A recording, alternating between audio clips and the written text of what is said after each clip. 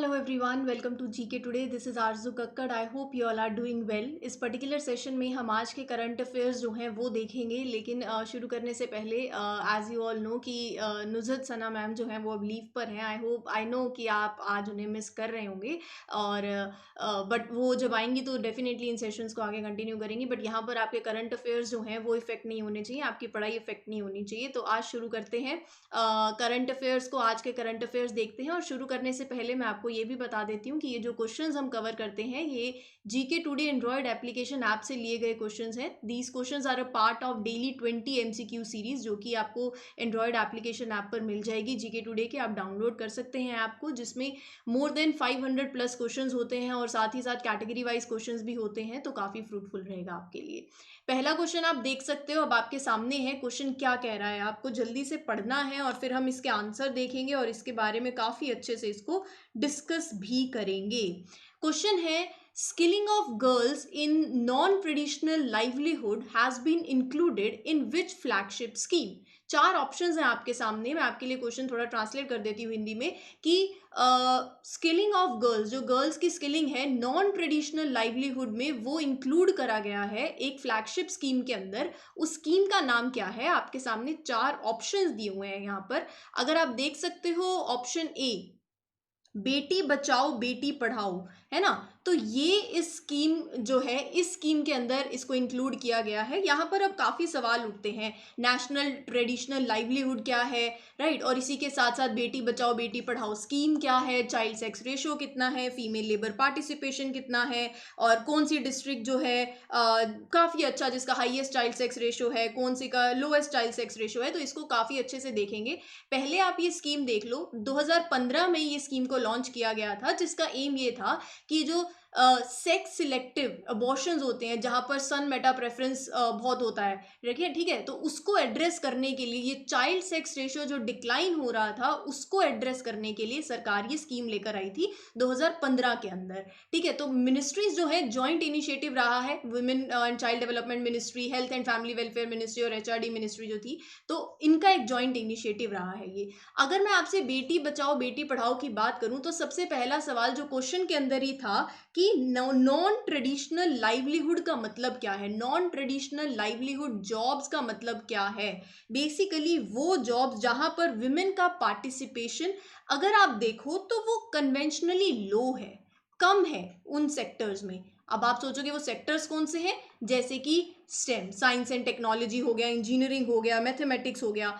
कुछ gender based inequalities होती हैं, और कैटेगराइजेशन होता है और वर्क का, सोसाइटल नॉर्म्स भी आप बोल सकते हो कुछ हैं। तो काफ़ी रीजंस हैं जहाँ पर इस पर्टिकुलर सेक्टर में वीमेंस का पार्टिसिपेशन बहुत कम देखने को मिलता है। तो उसके अंदर अब गर्ल्स को इस सेक्टर में स्किलिंग देना, engineering, mathematics, science and technology, तो ये पर्पस है। वो बेसिकली इनको बोला जाता है नॉन ट्रेडिशनल लाइवलीहुड सेक्टर्स या फिर जॉब्स। स्टेम जैसी स्कीम्स भी गवर्नमेंट लेकर आई। ठीक है, अब मैं अगर आपके साथ बात करूं थोड़ा चाइल्ड सेक्स रेशियो की, सबसे पहले तो आई एम रियली सॉरी अगर आपको राइटिंग थोड़ा प्रॉब्लमेटिक लग रही हो, तो सुन तो आप अच्छे से सकते हो, बट इतनी भी बुरी नहीं है। ठीक है, चाइल्ड सेक्स रेशियो की बात करूं तो सबको पता है कि चाइल्ड सेक्स रेशियो को आप कैसे डिफाइन करते हो, जितने नंबर ऑफ फीमेल्स हो पर 1000 मेल्स, तो that is child sex ratio in the age group of 0 to 6 years. तो ये याद में रख लेना, 0 से 6 ईयर्स के एज ग्रुप में जितने भी नंबर ऑफ फीमेल्स होती हैं पर 1000 मेल्स।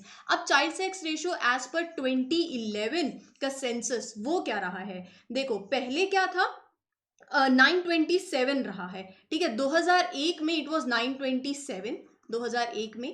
लेकिन 2011 की बात करूं तो ये डिक्लाइन होके 918 हुआ, कम हो गया। और ठीक है, और अगर मैं स्टेट्स की बात करूं तो अरुणाचल प्रदेश में हाईएस्ट चाइल्ड सेक्स रेशियो रहा है एज पर द सेंसस 2011, जहां पर वो 972 है। और अगर वहीं पर हरियाणा की बात करूं तो हरियाणा में जो चाइल्ड सेक्स रेशियो रहा वो था 834 फीमेल्स पर 1000 मेल्स। तो हरियाणा में लोएस्ट चाइल्ड सेक्स रेशियो रहा। और अगर मैं डिस्कस करूं इसके बारे में, जस्ट अ सेकेंड, थोड़ा स्पेस जो है वो क्लियर कर लेते हैं ताकि आपको और भी इंफॉर्मेशन दे दूं थोड़ी सी।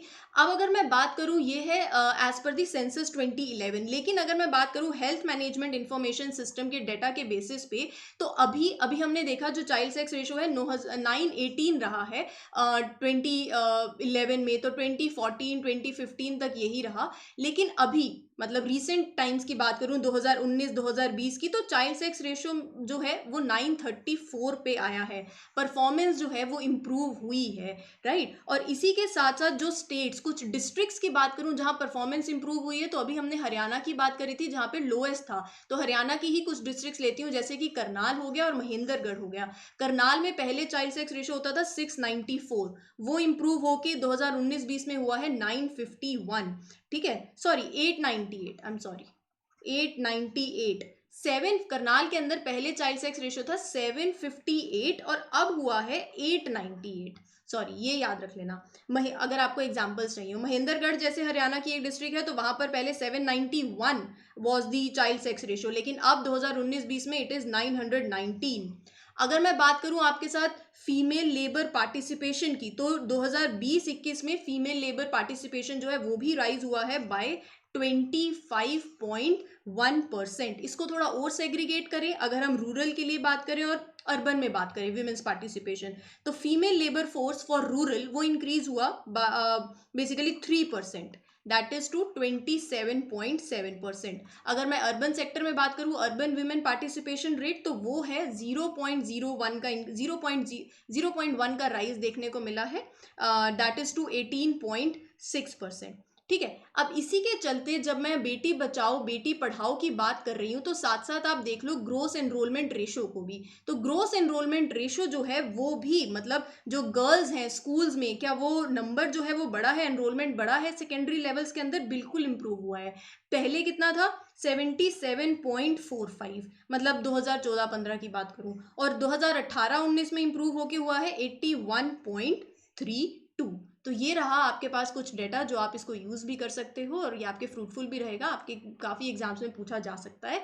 तो एक कॉम्प्रिहेंसिव तरीके से हम चीज़ों को पढ़ेंगे, ऐसा नहीं है सिर्फ बेटी बचाओ बेटी पढ़ाओ के बारे में पढ़ा तो बात खत्म हो गई, उसके सारे स्फीयर्स को टच करना बहुत इंपॉर्टेंट रहेगा, ठीक है। आगे एक स्कीम है, आपको दिख रही होगी, PM divine scheme, which was seen in the news, aimed at development of which region. तो जल्दी से आप सोच लीजिए इसका आंसर क्या होगा, फिर हम इसको इसके बारे में अच्छे से इसको डिस्कस करेंगे। पीएम डिवाइन स्कीम जो है ये बेसिकली नॉर्थ ईस्टर्न रीजन जो है उसकी डेवलपमेंट के लिए ये स्कीम लाई गई।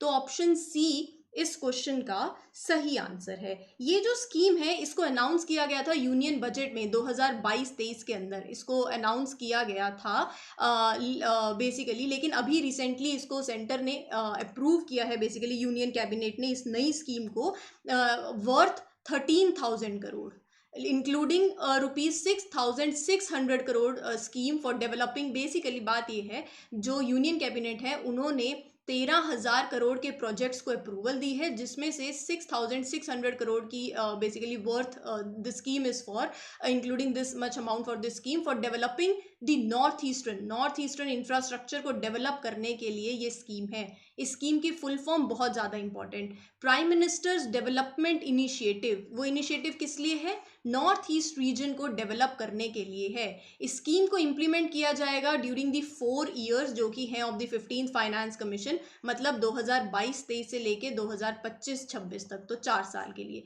ये सेक्टर स्कीम है, स्पॉन्सर्ड स्कीम नहीं है, तो याद में रखना ये एक सेंट्रल सेक्टर स्कीम है। इस स्कीम को एडमिनिस्टर किया जा रहा है by the ministry of development of north eastern region, ठीक है। ये स्कीम क्या कहती है, ये स्कीम कहती है कि जो यूथ है, जो विमेन है, उनकी लाइवलीहुड अपॉर्चुनिटीज जो हैं उनको इंप्रूव करना, वहाँ पे इंफ्रास्ट्रक्चर को इंप्रूव करना, वेरियस सेक्टर्स में जो गैप्स हैं उसको अब अच्छे से डेवलप करना है, उसको फिल करना है, ये स्कीम का एजेंडा है। अगर मैं बात करूँ अब थोड़ा सा नॉर्थ ईस्टर्न रीजन की, नॉर्थ ईस्टर्न रीजन में कुछ फेमस फेस्टिवल्स हैं, आई होप आप सबको पता होंगे, जैसे कि एक हॉर्नबिल फेस्टिवल है।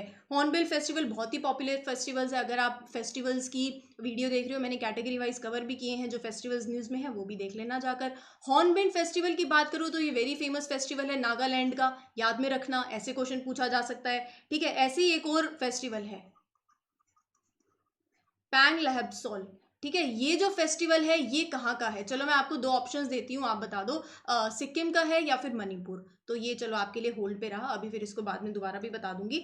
और अगर मैं थोड़ा सा और बात करूँ नॉर्थ ईस्टर्न रीजन की, तो जो नॉर्थ ईस्ट है वो biodiversity hotspot, Indo Burma biodiversity hotspot का पार्ट भी है। बायोडाइवर्सिटी हॉटस्पॉट मतलब वो हॉटस्पॉट जहाँ पर बहुत ही ज़्यादा रिच स्पीशीज देखने को मिलती हैं, एग्जिस्टेंस है ऑफ द रिच बायोडाइवर्सिटी, लेकिन साथ ही साथ वहाँ पर डिस्ट्रक्शन, थ्रेट्स ऑफ डिस्ट्रक्शन भी है।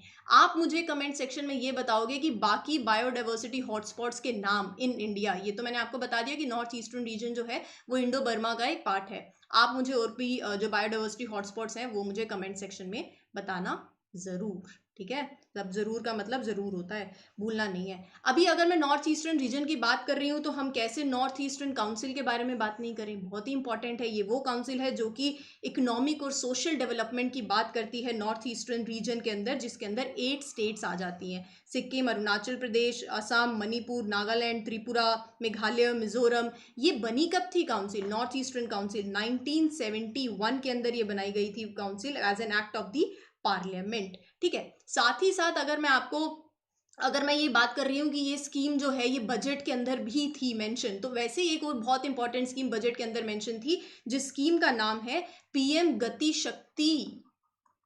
याद होगा सबको, मुझे लगता है, ऐसा नहीं हो सकता कि आप भूल जाएं, आप बहुत होशियार हो। पीएम गति शक्ति मास्टर प्लान, ये मास्टर प्लान है बेसिकली लॉजिस्टिक्स कॉस्ट को कम करने के लिए, इंफ्रास्ट्रक्चर प्रोजेक्ट्स को बूस्ट करने के लिए, उसको एग्जीक्यूट करने के लिए, उसकी प्रॉपर प्लानिंग के लिए, जो कि 7 इंजन्स पर है, ठीक है। तो ये जो अप्रोच है it is driven by 7 engines. वो कौन कौन से हैं, roads, railways, airports, ports, waterways, है ना। तो ये सब कुछ, तो आई होप अब आपको यहाँ से काफ़ी चीज़ें जो है वो क्लियर हो गई होंगी। इसी के साथ अब मैं चलती हूँ आपके अगले क्वेश्चन के ऊपर, जो कि बहुत ही एक अच्छा क्वेश्चन है, और आप मुझे बताएंगे अगले क्वेश्चन का आंसर। जल्दी से बता दीजिए अगले क्वेश्चन का क्या आंसर है, क्या लगता है। As per the recent data what is the CPI based retail inflation recorded in India. बताओ, आपसे सीपीआई बेस्ड रिटेल इन्फ्लेशन जो है वो पूछी गई है, तो ये तो पता ही होगा, बहुत इजी है। क्या लगता है, आंसर बता दे।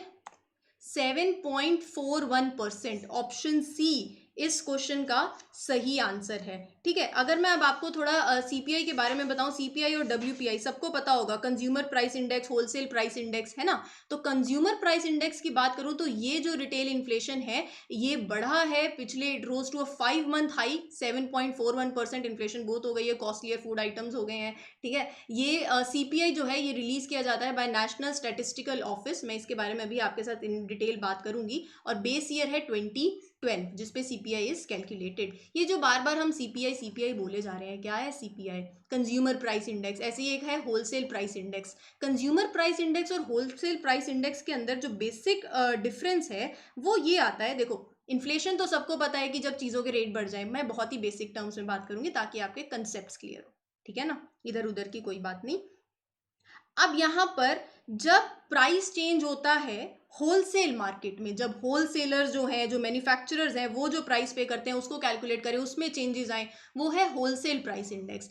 कंज्यूमर प्राइस इंडेक्स के अंदर बेसिकली जो कंज्यूमर्स हैं, जो वो शॉपकीपर्स को प्राइस देते हैं, आप कुछ खरीदने जाते हो, जब चीज़ों के रेट बढ़ जाते हैं तो उसको जब हम एक बास्केट ऑफ गुड्स को ओवर द टाइम जब आप उसको कैलकुलेट करते हो, एक एवरेज प्राइस जो कंज्यूमर पे कर रहा है वो है कंज्यूमर प्राइस इंडेक्स। दोनों को कौन कौन रिलीज करता है, बहुत ही इंपॉर्टेंट है। डब्ल्यूपीआई को रिलीज किया जाता है by office of economic adviser, ठीक है, किसके अंदर है, ministry of commerce and industry के अंदर। ऐसे ही सीपीआई, अब सीपीआई को कौन पब्लिश करता है, इसको पब्लिश किया जाता है बाय, अभी हमने देखा, सेंट्रल स्टैटिस्टिकल ऑफिस जो कि है ministry of statistics and programme में। तो दोनों बेसिकली अलग अलग हैं। डब्ल्यूपीआई का बेस ईयर 2011-12, सीपीआई का 2012, ये भी याद में रख लेना, बहुत इंपॉर्टेंट है। डब्ल्यूपीआई जब मेजर होता है तो गुड्स आर टेकन ओनली, जब सीपीआई मेजर होता है तो goods and services both are taken, ठीक है। तो ये कुछ इंपॉर्टेंट चीजें हैं जो आपको याद में रखनी रहेंगी। इसी के साथ साथ एक बहुत ही इंपॉर्टेंट और बात भी है,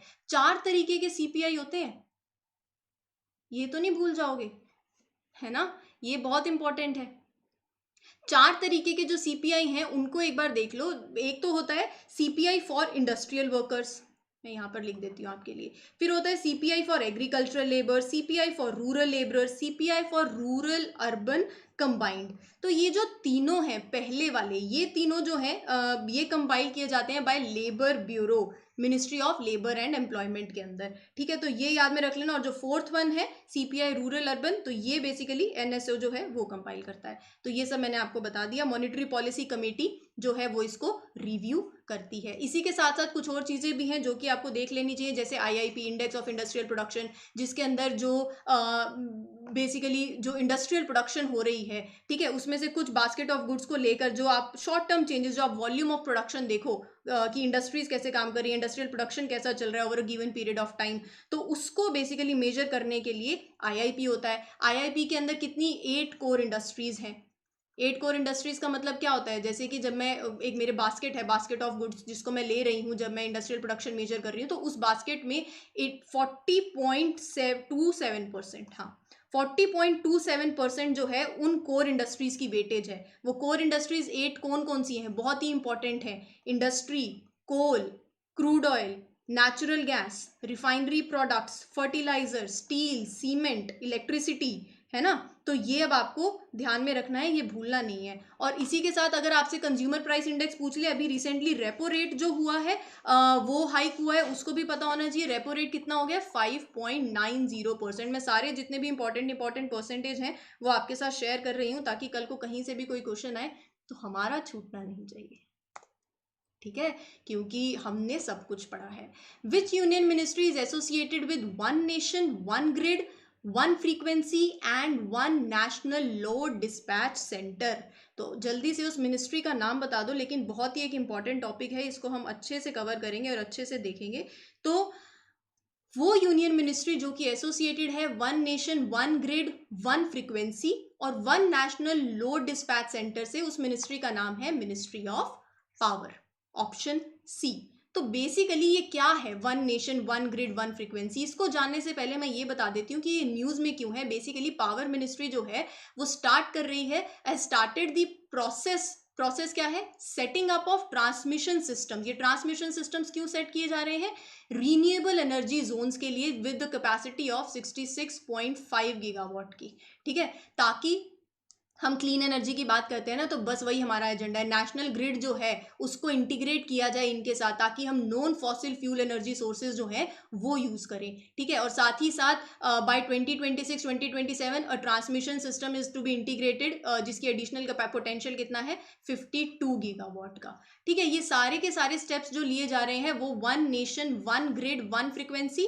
और NLDC, one nation load dispatch center के विद रिस्पेक्ट टू लिए जा रहे हैं। तो ये तो कंसेप्ट क्लियर बहुत होना जरूरी है कि ये क्या है, one nation, one grid, one frequency. मैं आपको बहुत सिंपल सा एग्जांपल देती हूँ। देखो एग्जांपल कुछ ऐसा है कि जब 3 सिटीज हैं, ए बी सी, तीनों के पानी के टैंकर हैं, ठीक है। इस सिटी के पास 120 लीटर का टैंकर है, इसके पास 70 लीटर का टैंकर है और इसके पास 50 लीटर का टैंकर है। इसके पास 120 लीटर का टैंकर है सिटी सी के पास, लेकिन यहाँ पे पानी की रिक्वायरमेंट सिर्फ 100 लीटर होती है, 20 लीटर बच जाता है। लेकिन यहाँ पर पानी की रिक्वायरमेंट ज़्यादा होती है, इतना कि ये भी पूरा नहीं होता। समझ रहे हो बात को। तो same goes with the electricity, same goes with the energy. तो कहीं पर किसी रीजन में बहुत एनर्जी प्रोड्यूस होती है, कहीं पर नहीं, कम हो जाती है। तो कैसे, अब हम इसका क्या तरीका क्या है, जब आप एक ऐसा ग्रिड, एक ऐसा नेटवर्क क्रिएट करें ताकि जो बल्क ऑफ एनर्जी जो एक जगह पर बनी, बहुत अच्छे से आप उसको कनेक्ट करें तो दूसरे तक भी आराम से जा पाए, ठीक है, ट्रांसमिशन हो। अब इसी के चलते अगर मैं आपको बताऊं वन नेशन वन ग्रिड क्या है, तो यही वो कंसेप्ट है।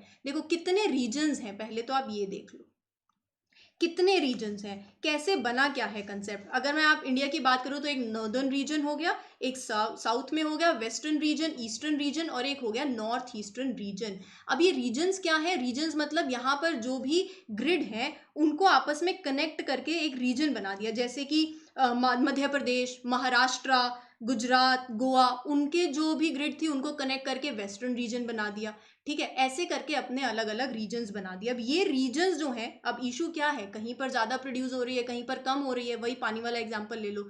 तो इसीलिए अब ये बहुत बड़ा प्रोजेक्ट है, ऐसे ही नहीं है कि एक नेशन एक ग्रिड एकदम से बन जाएगा, एक फ्रीक्वेंसी।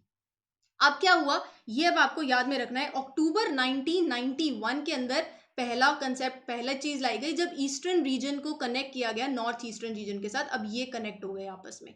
फिर उसके बाद मार्च 2003 में वेस्टर्न रीजन जो है उसको कनेक्ट किया ईस्टर्न रीजन के साथ। अब ये भी आपस में कनेक्ट हो गए थे, ठीक है। अब इलेक्ट्रिसिटी का जो फ्लो है वो ये बेसिकली जो ट्रांसमिशन है पावर का वो हो सकता है अच्छे से यहाँ पर।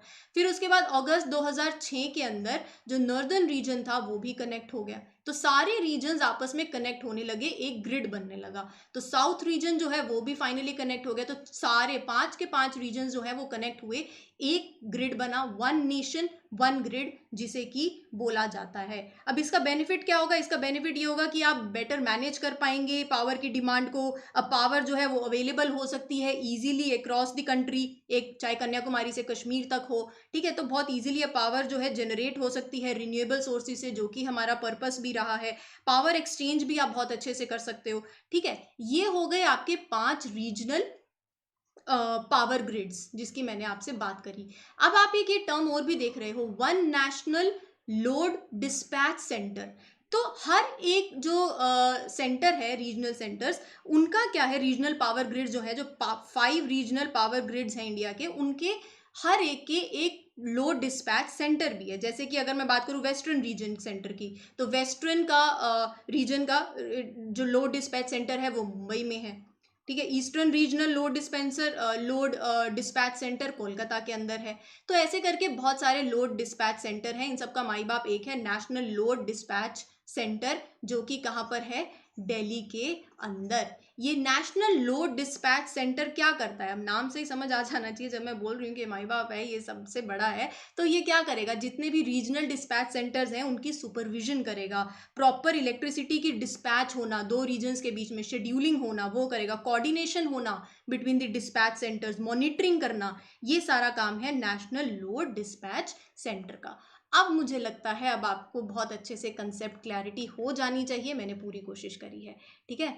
चलिए आगे चलते हैं। Who is the first footballer to reach 700 club career goals? बहुत ही वेरी फेमस फुटबॉलर, तो the answer is Cristiano Ronaldo, option B. The first footballer, कल को क्वेश्चन भी आ सकता है कि the person is associated with which sport, तो फुटबॉल से, याद में रखना। ONDC जिसकी फुल फॉर्म क्या है, open network for digital commerce, ठीक है। तो it is an initiative of which union ministry? कौन सी यूनियन मिनिस्ट्री का ये इनिशिएटिव है ONDC? ये जो मिनिस्ट्री एसोसिएटेड है वो है ministry of commerce and industry, option A. अब मैं बात करती हूँ अगर आपसे ONDC की, ये न्यूज़ में क्यों है, so basically national security depository limited ने कहा है कि वो 5.6% स्टेक जो है गवर्नमेंट के ONDC का, वो उसको बेसिकली एक्वायर करना चाहेंगे। तो that is for ₹10 crore, 5.6% stake, ठीक है। अब बात आती है कि ये ONDC क्या है। ONDC अगर आप देखो तो क्या लिखा हुआ आ रहा है, freely accessible government back platform. मतलब देखो बहुत सिंपल सी बात है, इसको इजी तरीके से समझो। देखो वैसे क्या है, अमेजन जैसे बड़े बड़े जाइंट्स हैं बाइंग एंड सेलिंग के लिए, आप अगर आप देखो फ्लिपकार्ट है, बड़े बड़े जाइंट्स हैं ना, कुछ भी खरीदना हो तो हम यहीं जाते हैं। लेकिन अब बात यह है कि अगर किसी जो सेलर्स हैं, अगर उन्होंने कुछ अपना सामान बेचना है, कल को वो अमेजन के साथ पार्टनरशिप करते हैं, तो अमेजन तो आधा प्रॉफिट उनका ऐसे ही ले जाएगा, राइट। तो सरकार जो है वो आई है, एक गवर्नमेंट बैक प्लेटफॉर्म है, फ्रीली एक्सेसिबल है, ओपन नेटवर्क है, जिसके अंदर कोई भी बायर अगर अपने आप को यहाँ पर रजिस्टर करता है इस प्लेटफॉर्म के साथ, तो कल को क्या होगा, अगर आप कुछ भी अब खरीदना चाहते हैं, जैसे अगर आप सर्च करेंगे फॉर एग्जांपल आपको टी शर्ट लेनी है, तो सिर्फ अब अमेजन और फ्लिपकार्ट की टी शर्ट नहीं निकलेगी, जो लोकल सेलर्स भी हैं जिन्होंने भी ONDC में रजिस्टर किया हुआ है, चाहे वो कोई कश्मीर में हो, चाहे वो सिक्किम में हो, चाहे केरल में, चाहे आंध्र प्रदेश में, चाहे फिर वो अपना क्या बोलते हैं गुजरात में हो, तो कहीं पर कोई भी हो, तो अब आप उनसे भी ले सकते हैं, एक फेयर कॉम्पिटिटिव प्राइस होगा, अपॉर्चुनिटीज दे रहे हो आप उनको, ठीक है। अब उनकी भी मार्केट में जो प्रोडक्ट जिसको हम बोलते हैं कि वो लिंकेज होना चाहिए वो होगा, तो उनको ONDC में रजिस्टर किया जाता है। तो ये है ओपन नेटवर्क। तो एक ओपन नेटवर्क है किसके लिए, डिजिटल कॉमर्स के लिए, जहां पर बाइंग एंड सेलिंग हो सकती है ऑफ दी गुड्स। अब इसी के चलते अगर मैं बात करूं तो एक इंपॉर्टेंट काउंसिल होगी जिसको आप भूल कैसे सकते हो, क्वालिटी काउंसिल ऑफ इंडिया, है ना, नाम तो सुना ही होगा, ये बस वही बात है। क्वालिटी काउंसिल ऑफ इंडिया जो है, देखो ये जो प्रोजेक्ट है, it is to integrate e commerce platform, बिल्कुल सही बात है। तो ये सारा जो टास्क है, it is to be by the quality council of India. Quality council of India जो है वो कब बनी थी, ये ध्यान में रख लेना, 1997 में। ये एक ऑटोनमस बॉडी है जो कि department of industrial policy and promotion के साथ अटैच होती है, और कौन सी मिनिस्ट्री के अंदर आती है? Ministry of commerce and industry. Chairman जो होते हैं क्वालिटी काउंसिल ऑफ इंडिया के, उनको अपॉइंट किया जाता है बाय प्राइम मिनिस्टर। ठीक है, किसकी रिकमेंडेशन पे? On the recommendation of the industry to the government. तो ये कुछ इंपॉर्टेंट बातें थी। वर्ल्ड इकोनॉमिक आउटलुक की बात करते हैं। कौन सा institution, which institution releases world economic outlook report? World economic outlook report जो इंस्टीट्यूशन रिलीज करता है, उस इंस्टीट्यूशन का नाम है international monetary fund, option C. अभी रिसेंटली आईएमएफ ने अपडेट देते हुए ग्लोबल ग्रोथ को प्रोजेक्ट करते हुए यही बोला कि 2013 में रिसेशन होगा। ठीक है, तो ये उनकी कुछ प्रोजेक्शंस हैं। पहले उन्होंने इंडिया की जो जीडीपी ग्रोथ फोरकास्ट जो उन्होंने करी थी, उसको भी उन्होंने कट डाउन किया है। पहले उनके लिए, उनके हिसाब से थी 7.4% का उन्होंने एस्टिमेट लगाया था कि जीडीपी इतने से इंडिया में ग्रो करेगी, लेकिन अभी फॉर फाइनेंशियल ईयर 2020-2023 उन्होंने बेसिकली फोरकास्ट किया है, और इंडिया की जीडीपी जो है आफ्टर इट्स कट उन्होंने बेसिकली फोरकास्ट किया है टू 6.8%, कम कर रहा है। ठीक है, और साथ ही साथ वो ग्लोबल ग्रोथ की बात करें तो वो तो बोल ही रहे हैं there will be a slow. 2022 में उन्होंने 3.2% का फोरकास्ट किया है, 2023 में वो कह रहे हैं 2.7%। ठीक है, ये उन्होंने प्रोजेक्ट किया है, किसने? आईएमएफ ने। अगर मैं बात करूं वर्ल्ड इकोनॉमिक आउटलुक की, ये जो रिपोर्ट है, ये जो सर्वे है by the IMF, it is published twice a year. याद में रखना। अगर कुछ रीजंस अगर आपसे पूछ लिए जाए तो 4 मेजर चैलेंजेस की बात करी जा रही है दैट इंडिया फेसेस और अपने ग्रोथ ट्रेजेक्ट्री के अंदर। कौन से हैं वो 4 मेजर? बेसिकली एक तो है, अगर देखो डॉलर स्ट्रांग हो जाता है तो वो इंडियन रुपी एक्सचेंज रेट पे प्रेशर डालेगा। ठीक है, पहली बात। दूसरी बात होती है कि जो लो डिमांड हो अमंग दी इंडियंस, तो ये हैम्पर करेगी। तीसरी बात है ग्लोबल स्लोडाउन होने से एक्सपोर्ट जो है उस पर इफेक्ट पड़ेगा। और fourth point is crude oil और फर्टिलाइजर प्राइसेस जो हाई चले जाते हैं। ठीक है, तो ये डोमेस्टिक इन्फ्लेशन का एक बहुत बड़ा रीजन भी है, it will spike the domestic inflation. तो ये कुछ 4 मेजर चैलेंजेस जो इंडिया फेस करे। ठीक है, तो कर सकता है। इसी के साथ साथ हाँ, एक और बहुत इंपॉर्टेंट बात, जब मैं आईएमएफ की बात करती हूँ तो हम एक और रिपोर्ट को कैसे भूल सकते हैं जिसका नाम है ग्लोबल फाइनेंशियल स्टेबिलिटी रिपोर्ट। ये रिपोर्ट भी आईएमएफ के द्वारा लाई जाती है, कल को पूछ लिया जाए तो याद में रख लेना। Which team won the 36th National Games of India held in 2022? तो वो जो टीम है जिसने 36 नेशनल गेम्स ऑफ इंडिया, जो कि कहाँ हुए थे? गुजरात के अंदर अभी रिसेंटली।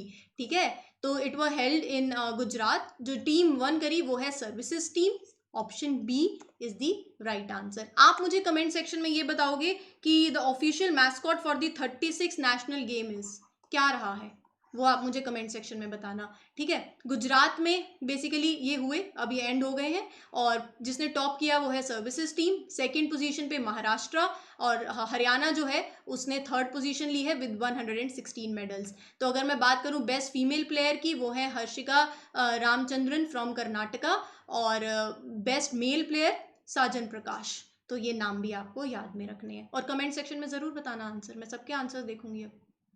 ठीक है, आगे चलते हैं। World Bank has extended unconditional loan, अच्छा, of 250 million US dollars for salt project of which state? तो वर्ल्ड बैंक ने एक ये लोन जो है अनकंडीशनल लोन, पहली बार ऐसा हुआ है, अनकंडीशनल लोन वर्ल्ड बैंक ने एक्सटेंड किया है for this project, salt project. ये कैसा प्रोजेक्ट है बताऊंगी, कोई नमक का प्रोजेक्ट है क्या? डोंट वरी, अभी डिस्कस करेंगे। ये जिस स्टेट के लिए है वो है Andhra Pradesh, option B is the right answer. देखो, वर्ल्ड बैंक ने जो लोन दिया है ना, ये है सपोर्टिंग आंध्राज लर्निंग ट्रांसफॉर्मेशन, जहां पर ऑब्जेक्टिव है 50 लाख स्टूडेंट से ज़्यादा स्टेट के अंदर उनकी क्वालिटी को, उनकी लर्निंग क्वालिटी को इंप्रूव किया जाए। नेशनल एजुकेशन पॉलिसी के 2020 को ध्यान में रखते हुए, in tune with that, schools को स्ट्रेंथन किया जाए, उनको एस्टैब्लिश किया जाए, टीचर प्रोफेशनल्स बेसिकली उनको इंप्रूव किया जाए, classroom based assessments, childhood education, तो इन सब पे ध्यान दिया जाए, इसको ट्रांसफॉर्म किया जाए एजुकेशन सिस्टम को। ठीक है, तो ये इसका एजेंडा है, एंड इसकी फुल फॉर्म याद में रख लेना। मुझे कमेंट सेक्शन में आंध्र प्रदेश की कैपिटल, जो आंध्र प्रदेश थे वो तो फटाफट बता देंगे, बाकी सबको भी बताना ही है ना, हमारा प्यारा भारत। आंध्र प्रदेश की कैपिटल और आंध्र प्रदेश के चीफ मिनिस्टर का नाम, ये 2 चीज़ें हैं जो आप मुझे कमेंट सेक्शन में बताओगे। Moving on to the last question, which state और union territory launched an e monitoring app? ये एक ऐप है, कौन सी स्टेट या फिर यूटी ने लॉन्च किया है to keep the track of all the ongoing and upcoming projects of all its departments? जितने भी उसके डिपार्टमेंट्स हैं, आने वाले जो भी प्रोजेक्ट्स हैं या जो चल रहे हैं उन पे ट्रैक रखने के लिए वो स्टेट या फिर यूटी, उसका नाम है न्यू दिल्ली, ऑप्शन बी। तो न्यू दिल्ली की गवर्नमेंट ने ये ऐप लॉन्च किया है जिसके अंदर जितने भी ये जो ऐप है ये मिनिस्टर्स और सीनियर ऑफिसर्स जितने भी दिल्ली गवर्नमेंट के डिपार्टमेंट्स में है वो इसको यूज़ करेंगे एंड सभी डिपार्टमेंट्स को बोला जाएगा कि अपना डाटा और इन्फॉर्मेशन उस प्रोजेक्ट के बारे में उसको अपडेट किया जाए उस ऐप के अंदर, ताकि बेटर मॉनिटरिंग हो सके कि क्या चल रहा है। ठीक है, तो यहाँ पर ये जो सेशन है ये मैं कंप्लीट करती हूँ। मैं एक्सपेक्ट कर रही हूँ आपको ये सेशन अच्छा लगा होगा। कैसा लगा है मुझे कमेंट सेक्शन में ज़रूर बताना, मैं सभी के कमेंट्स देखूंगी। और इसी के साथ इस वीडियो को यहीं सम अप करते हैं। आई आरजू Kakkar wish everybody a very best of luck. खुश रहें, स्वस्थ रहें, लाइक ज़रूर करें, शेयर करें और चैनल को सब्सक्राइब करना मत भूलें। Till then, thank you everyone, take care.